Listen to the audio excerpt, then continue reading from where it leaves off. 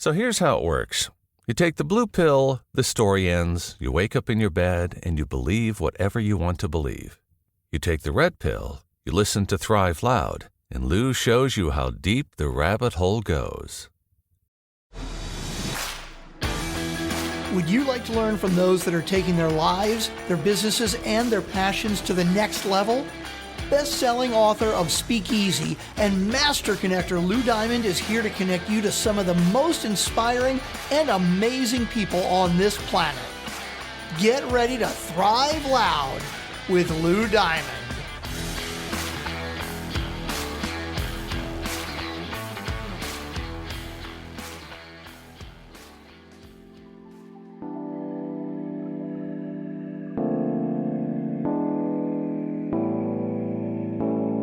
You can come through if you want to. I won't call, but I wouldn't stop you. Got your name running through my veins, but I need to move on soon. Welcome, everyone, to another spectacular episode of Thrive Loud with Lou Diamond, connecting into the most inspiring and amazing people that are thriving each and every day.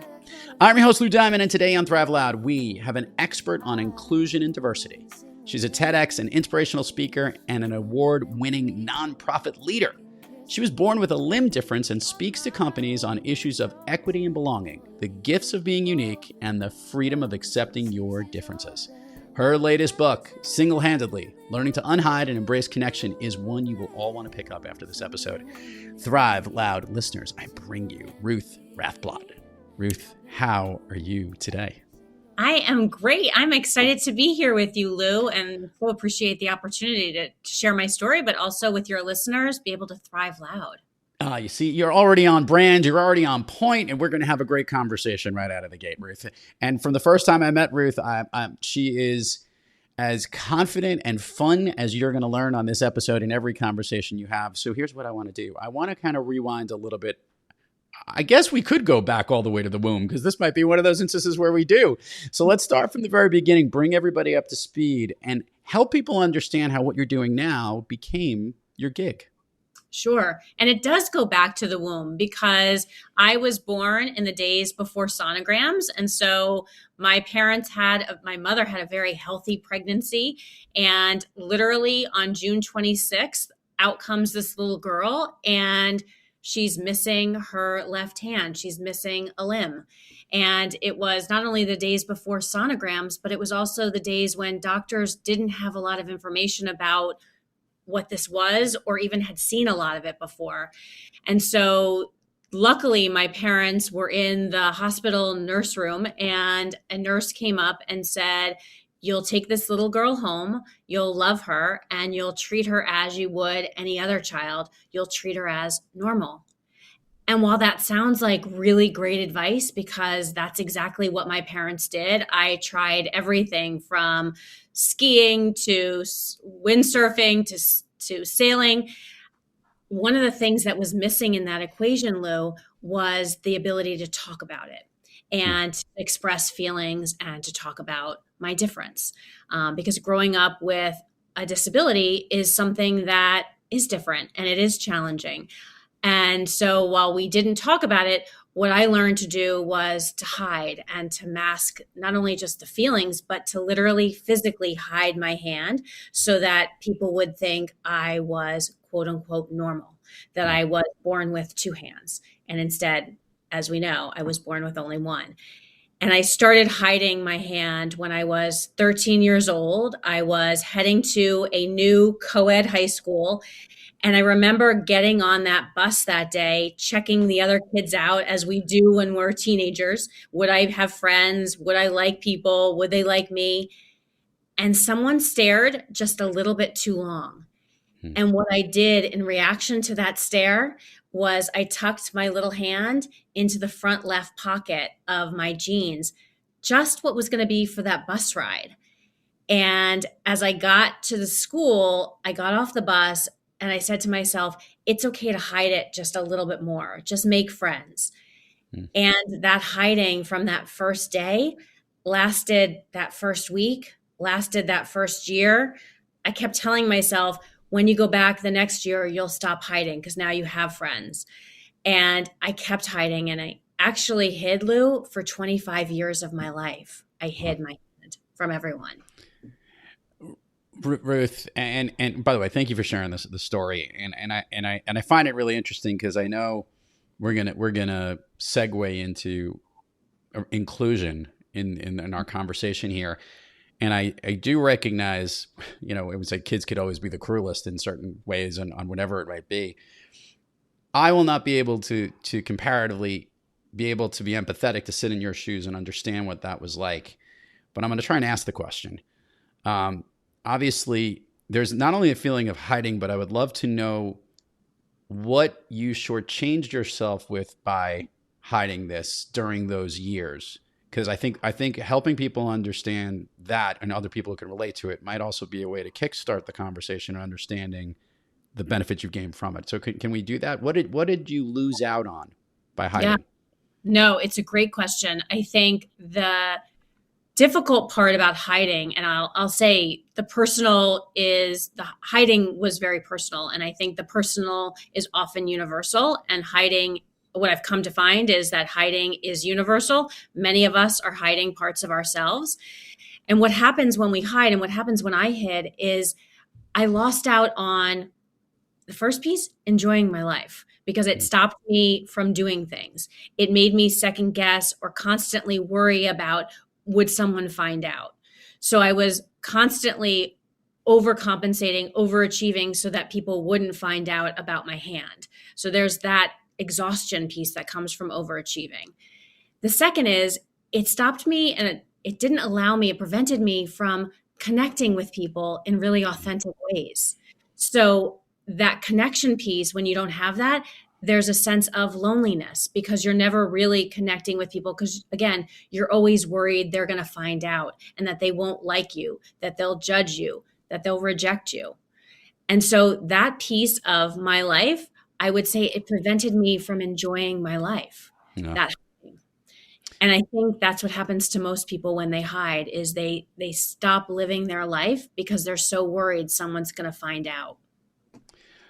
Ruth, what triggered yourself to not want to hide it anymore? What happened in your life or in your surroundings that you gave a time frame of how long it was at that point? What was the event that took place that maybe made you awaken and recognize the importance of showing everybody else what you didn't want to hide, what you shouldn't be hiding, to your point?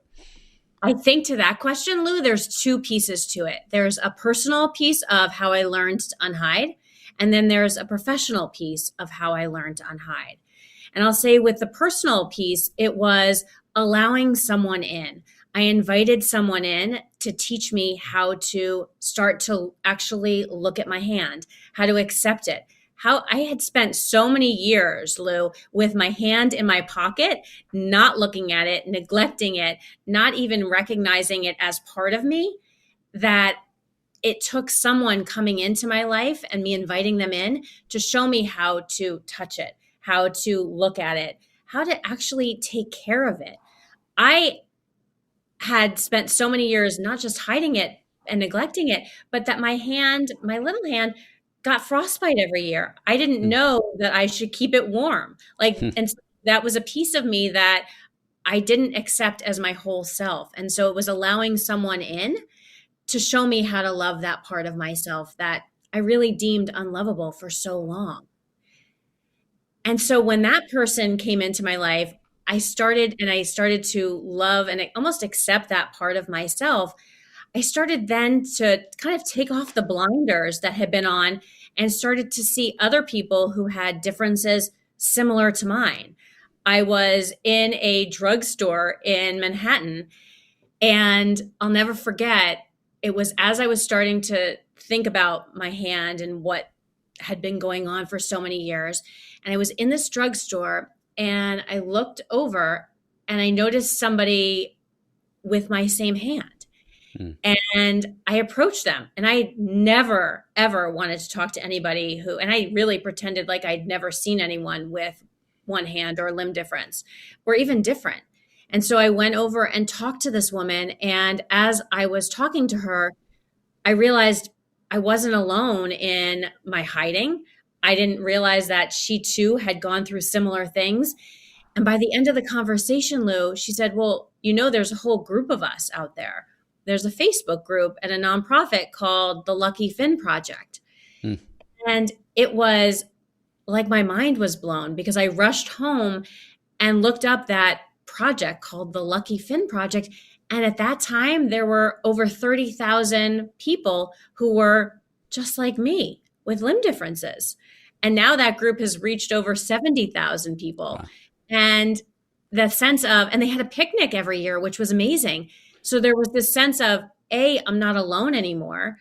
And I can actually be of help to others because I went to that picnic and I met others who shared my limb difference.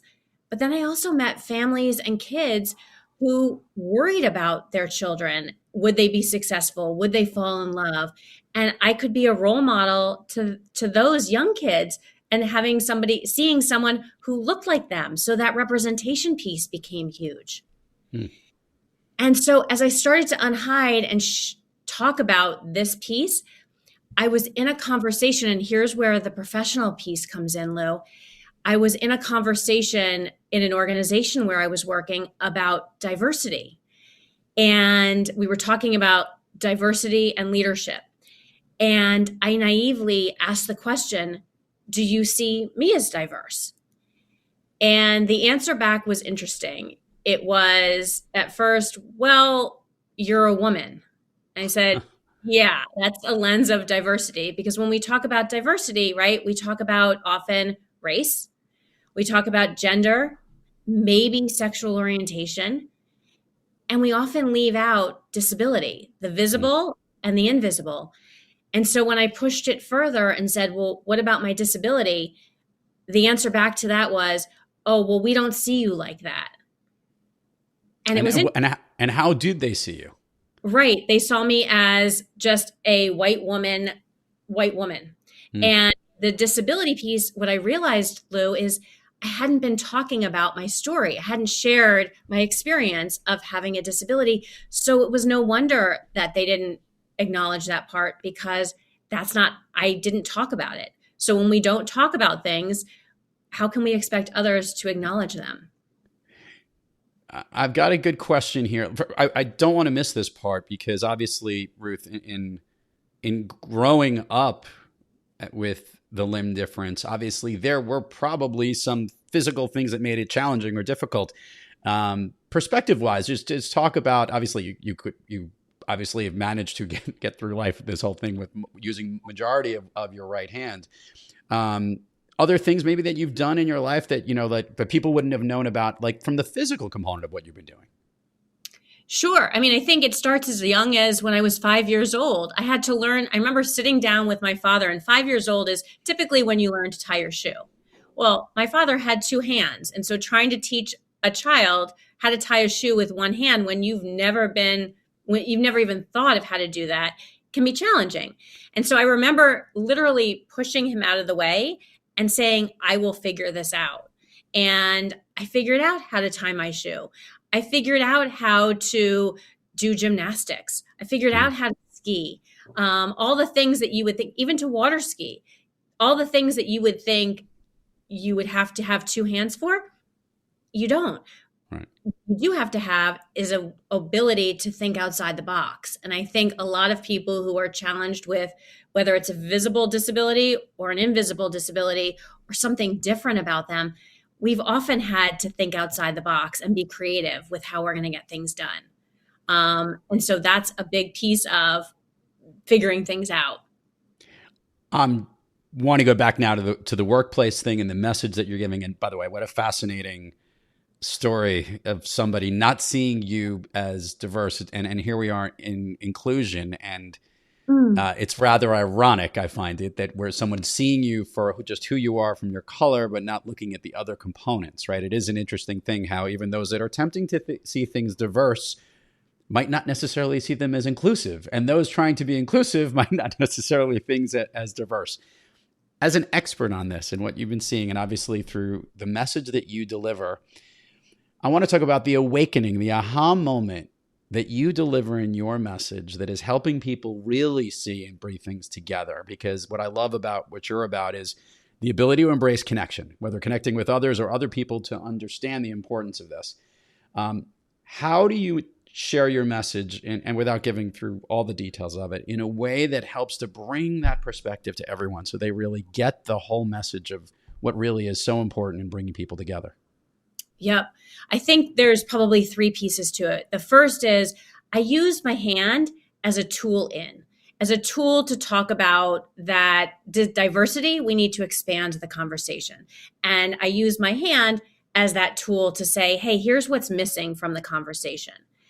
The second piece is I use my hand to talk about the idea that most of us are hiding something about ourselves. And when we hide parts of ourselves, we don't really connect with people in authentic ways. And so again, my hand becomes the tool for that conversation. And then the third thing I talk about is that when we unhide, that's the key to connection. It's our ability then to connect with people.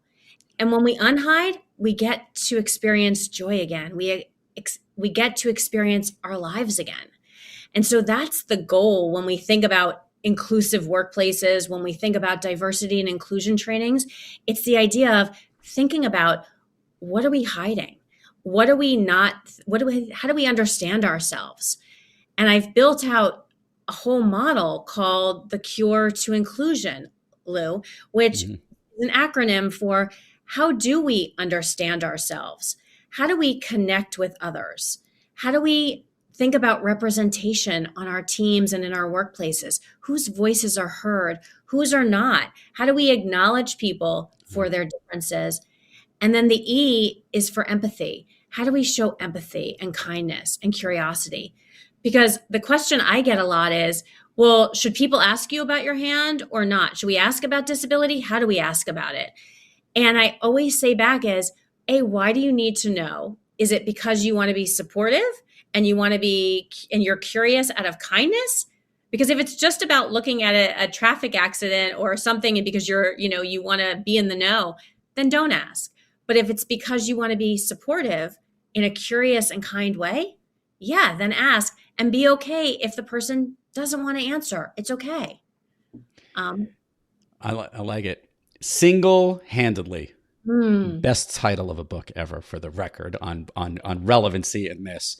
I want to talk about your experience as a writer, capturing this message. Share with the listeners here, first of all, what that writing process was like. And then I'm going to let you know that every single author that I've ever had on the show, I ask this question, which is, there's a gift of the book itself that everybody gets to have, the reader gets to benefit from. But it turns out there's a happy accident, and that the author receives a gift in the writing process. Share with everybody what Singlehandedly is about, and to think about, Ruth, what was the gift that you received in putting this thing together? That is a fantastic question, series of questions. I think, and I'm glad to know I'm not alone in terms of this question that you asked everyone. I think the process of Singlehandedly, and let me start there, I had wanted to write a book for years. People, when you say you want to write a book, 2 things happen. A, they hold you accountable because they ask you, where's your book? And the second thing they do is they offer a lot of advice about what your book should be about. And so I toyed with so many ideas, whether it was going to be the top 10 questions I get when I speak, that was going to potentially be the book, to, should it be a book about disability specifically? And what I did is I hired a book coach, who helped me figure out the outline for the book in terms of what was my message I wanted to deliver. And what it came down to for me is I wanted to share my story, because more and more as I spoke, Lou, I heard more and more about people hiding part of themselves. Yeah. There was actually a statistic at one point, Deloitte did a survey that 61% of people hide a part of themselves in the workplace. And this was pre-COVID. So I could only imagine post-COVID what the world would feel like, because many people are hiding behind muted voices and blanked out screens. So what was it? Could I share my journey of hiding and how I learned to unhide in this book? And so that's what the book really started to kind of shape out, is my different vignettes and stories of how I learned to hide. because it is a process and it's a continuum. Hiding to unhiding is a continuum. You can be not hiding part of yourself in part of your life and hiding part of yourself in another. And I mean, for example, I met a woman who was very open about her sexuality in terms of the LGBTQIA residents of her life. And at the same time, she wasn't willing to talk about her education background. And so that's interesting because you may assume, oh, well, she wasn't going to talk about her sexuality, but no, she was concerned about her education background. So, and people have shared in different aspects as I speak about what they're hiding. So I wanted this to be use this myself as a tool to talk about hiding and unhiding. And what I realized also as I was writing it is more and more over the past couple of years, the space around DEI has been huge. Yeah. And again, 90% of companies have jumped on the bandwagon or have had this as part of their agenda and have highlighted it and amplified the message around DEI. And yet only 4% of those talk about disability, the visible and the invisible, the mental health and neurodiversity pieces of disability. And so I wanted to include that and the significance of why disability should be included. And it's been amazing as people have read the book. To your point about the gift that the reader gets is that piece of, people take such different pieces of it and say, wow, you've made me think about where am I hiding in my life? Where am I not hiding? How can I be of help and an ally to those hiding? I think the gift back to me was the clarity about this, like, why was this my life? Like, why was I given this gift to be able to share with people that idea that so many of us are hiding? And it's such a different life when you unhide. So there's a freedom. You're holding yourself back when you hide. And so how do you unleash when you unhide? I love this. Listeners also need to know that we made a joke before the podcast began because we had some sound issues on my end that she said, don't you hate it when you're on the phone and a siren runs by? And of course, a siren would run by in the middle of this interview. For those listeners, my editing team will hopefully do a good job of, muting it in some ways because I do not want to take away from how powerful your message is. And I do want to ask this question, which I love asking guests on this program, that I think this is not only inspirational what you do, but I think it's so important. I think that from the clarification of what diversity and inclusion is, and obviously in the work that you do, but also this message. And I think, this might be one of the instances I've said this because I have kids who are in their 20s. As we continue to get older, it seems to be so much harder to be a kid these days. I would ask this question with the sense of people like yourself and helping people to be more inclusive, more diverse, more understanding. You think we're getting to a place that the people who you're inspiring who have similar disabilities or other limb differences, whatever it might be, are we at a place where maybe it's better for them going forward, growing up in the world that we're in? I'd love to hear your take on that. I think absolutely there's an awareness that has been raised, especially around disability, but also with diversity. I will share, I think growing up today, and I just posted this week, Legos came out with a limb different character. Oh, wow. Imagine seeing yourself I think about it myself. Imagine if I were a little kid, when I was a little kid, seeing that Lego figure and being represented, feeling seen, feeling heard. Imagine me not having to hide. And so I do think we've come a long way in terms of thinking about representation. I think we still have a while to go because I think we're just starting to think about how do limb differences and disability show up in media? How do differences overall, Lou, show up in our daily digest of media and how we of the world, how we think about beauty, how we think about love, how we think about connection, how we think about thriving. So I think we have some work to do still, but we're on a track where enough people are utilizing social media in good ways to talk about difference, to talk about disability, to talk about your podcast, Thriving, and thriving so that we can live in a way that we want to be living.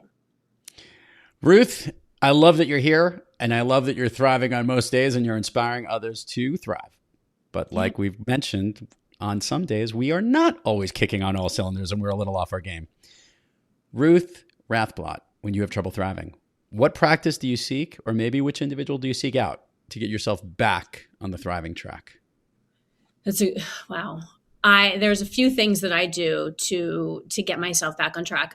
As I shared with you right before we got on this program, I was on a 3-week hiatus traveling, because I think traveling is one of the things that I do to recharge and reset, to see the world, to connect with people in different ways, to just see things differently, and to let my mind kind of just absorb things and really let my 5 senses absorb things.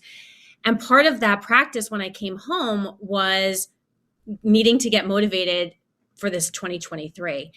And my practice that I use to thrive is one of journaling every morning. And it starts with a breathing exercise, and it starts with a list of 3 gratitudes every morning, because that's a piece of, hey, I'm lucky to be alive. This is borrowed time that I'm on.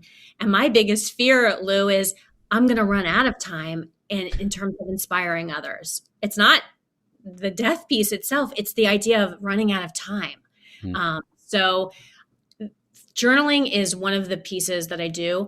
Going for a walk in the park, definitely during COVID, was part of my mental health routine. And so exercise becomes a huge piece of my life. And I think then the other piece is starting to relying on my friends who I can go to. And I also go to my father a lot. And again, I'm lucky that he's still with me because I lost my mom 7 years ago. So I go to my father a lot because I'm lucky for that connection. And I've worked hard at that connection. So family and friends are critical to thriving, especially those who want you to win. Ruth, let's do the admin part of the show before we get down to Fun Street here on Thrive Loud. Ruth, can you share with the listeners all the places people can find you, websites, URLs, social handles, where they can get the book? We will put it on the show notes, but it gets more engagement when they hear it from you. Sure. So ruthrathblott.com is the first place I would suggest people going to. That's my website. Then there's LinkedIn, where I'm very active in terms of connecting and talking about unhiding, talking about diversity and inclusion, and talking about my book. And the book is Singlehandedly, and it's learning to unhide and embrace connection. I also did a TEDx talk, which was all about this idea of when I stopped hiding, I found freedom. And I think the other is Instagram. And Lou, I don't know about you, but I had 2 Instagrams going for a while, and I realized people only need one. It was Ruth Rath. That's it. So Ruth Rath is my Instagram, where people can find me. That's a good one, by the way, for you, Ruth Rath. We were just talking about that. That was the challenge of saying Ruth Rath so quickly. No, I've only had one. It's only been Thrive Lou D or Thrive Loud, whatever you want to call it, for the whole time, because there's too much competition with Lou Diamond Phillips. We don't want to be stepping on all his names and all that stuff. So. No. Awesome. All right, so we got that down. We got the admin stuff down. We've got your book. You are here now, as we've been having fun the whole time, but I want to take you down Fun Street. Ruth, I always love starting this section up by asking a fun question. Do you have a favorite movie that you love to watch or rewatch whenever you get a chance? Wow, that's a good one. You know what? I would say there's probably 2. Sure. Mr. Holland's Opus is one. I love it because I love to cry, and there's a good cry in there. that is. I was about to say that is. If you want to go bawling towards the end, there, you're done. Yes, yes. It's a good one. And I would say Sliding Doors is the other one that I watch over and over, because it's that idea. And I think about it a lot in my life, especially when you miss a train and you're thinking, well, man, if I just left my apartment 1 minute earlier. Well, you don't know what would have happened if you had left your apartment 1 minute earlier. So that whole sliding doors concept is a cool one to me. It's cool also. If you rewatch it a couple times, because they film it so interestingly, how different the characters look. Gwyneth Paltrow looks, I was going to say Goop, how she looks when she's doing everything. It's pretty cool, actually, that difference between 2. I like that. Yeah, you can see her going through her metamorphosis and, you know, her change. Yeah, and how she lightens up. Mm-hmm. And kind of how they bring it all back together in a weird way at the end on both is kind of cool, too. All right. We're going to do the speed round here, Ruth. I know you can handle this. I'm going to ask you something. I just want the first thing that comes to your mind. These are things that lift you up, motivate you, make you feel good, basically make you thrive. Ready? Oh, yeah. Okay. So. Of late, a song that you love to listen to, or maybe one that pumps you up. Wow. Oh my God. You know what comes to my mind, and this is so corny, is Kelly Clarkson's Under the Christmas Tree. I don't know why I'm listening to it. It pumps me up though. And I know I need to get out of the holiday season, but Under the Tree by Kelly Clarkson. I will say we are recording this in early January. You're hearing this in January. And, Christmas a lot of people love Christmas music all the time, Ruth. It's okay. An activity. Oh, actually, no. I'll go a different way. A favorite food that's not a dessert. Oh, guacamole for sure. Anything with avocados. That's okay. And spicier guacamole, the better. A favorite dessert?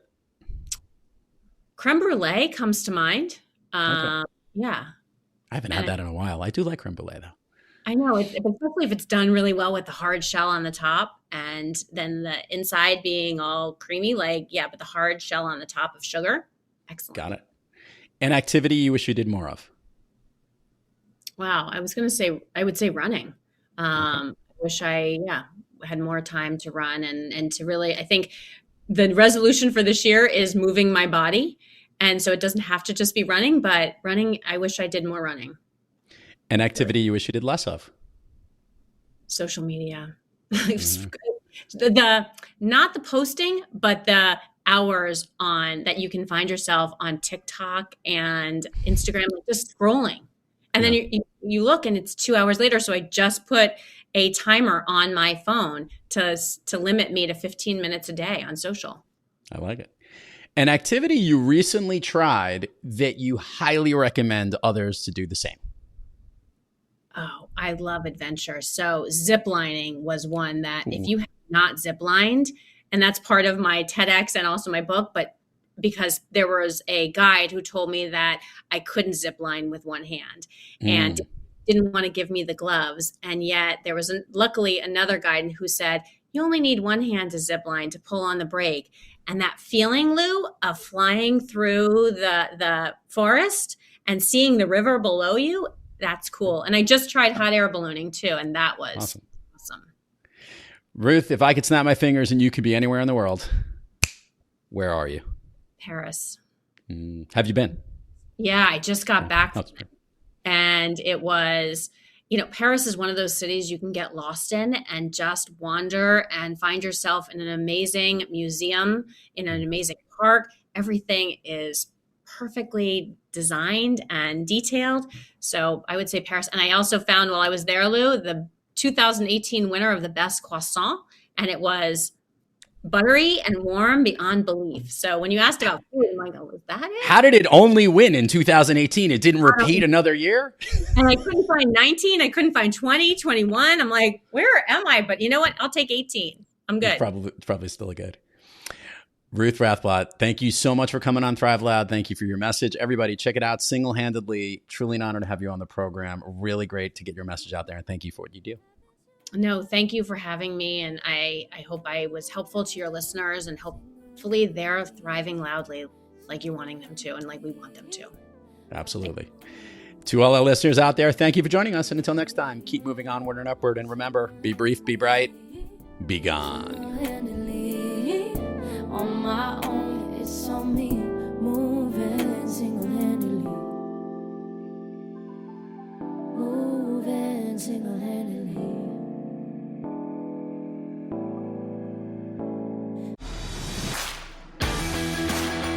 You've been listening to Thrive Loud with your host, Lou Diamond. Check us out on the web at thriveloud.com and follow us on Instagram, LinkedIn, Twitter, and Facebook at Thrive Loud. And check us out on the Good Pods app at Thrive Loud, where you can follow, listen, and connect directly to Lou and all of the Thrive Loud episodes. Thanks for listening.